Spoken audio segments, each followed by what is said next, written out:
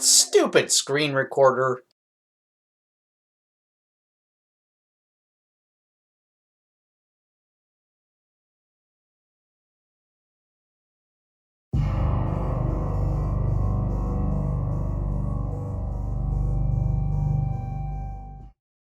The biggest challenge to workers in countries like mine today is technology.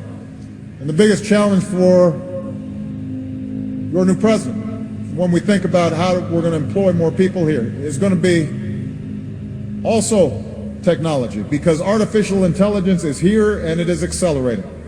And you're going to have driverless cars, and you're going to have more and more automated services.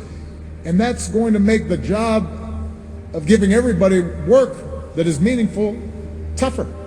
And we're going to have to be more imaginative.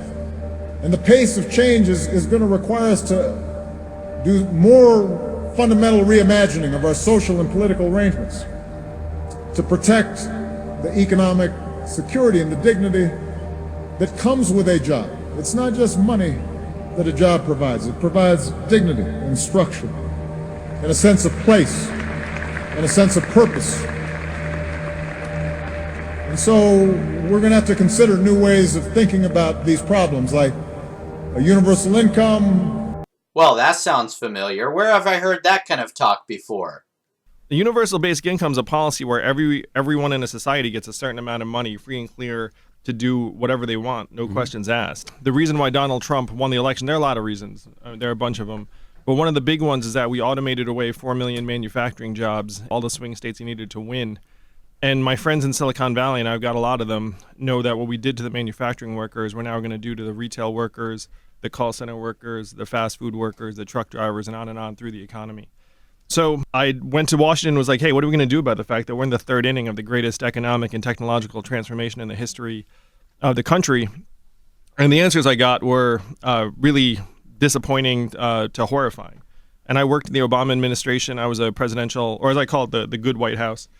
And so a lot of the people I was talking to were Democrats. And for whatever reason, no one wanted to actually rise to this particular challenge. And so I'm running for president to help us evolve and advance.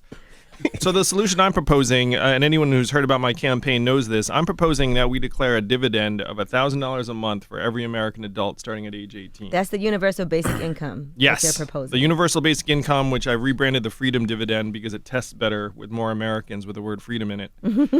And so, what will that do? Yeah, because a lot of us have never achieved true liberation in this country. Yeah, true. I mean, it's the truth. Yeah. It's one reason why Martin Luther King championed this plan and principle in 1967, the year before he was assassinated. They have come up with an idea for a guaranteed annual wage.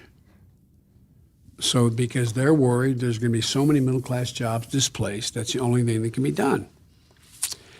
And so I spoke, and I complimented them on their social consciousness. I wasn't being a wise guy. But I said, guys, you're missing the point. That's not how America's built. And I quoted my dad. I know everybody kidding me in the White House, always quoting my dad or my dad, a graceful high school educated guy. And every time someone would lose a job, my dad would say, you know, Joey, my word to this, a job's about a lot more than a paycheck. It's about your dignity. It's about respect. It's about your place in the community.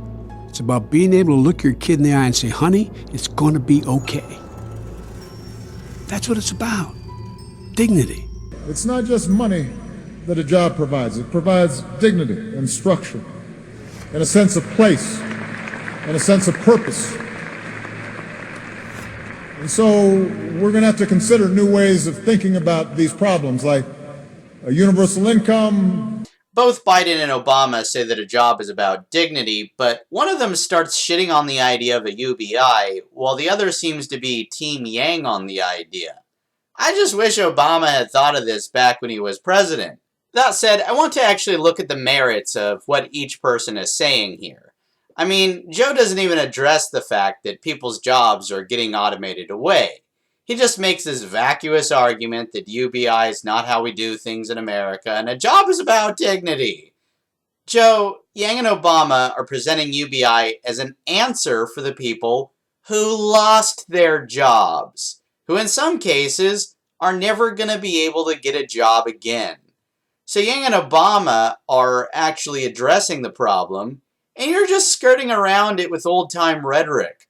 Back in my day, kids. Joe, perpetuating the ancient folkways is holding us back. Why are you so high in the polls? Biden is like the least progressive candidate. He doesn't offer anything remotely as helpful to society as Yang's freedom dividend. Yet he's still so high in the polls. Why? Oh yeah, because people liked Obama, and Biden was his VP. So they figure Biden will be a good president too. Or at least that he's got the best chance at beating Trump. But for crying out loud, Obama's on Yang's side here. And if Yang makes it to the general election, he actually has a great shot at beating Trump.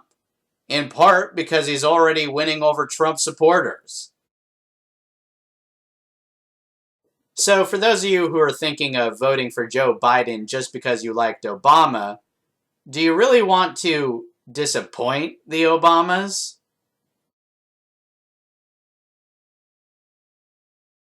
Yang Gang 2020. Yang Gang 2020. Yang Gang 2020. Yang Gang.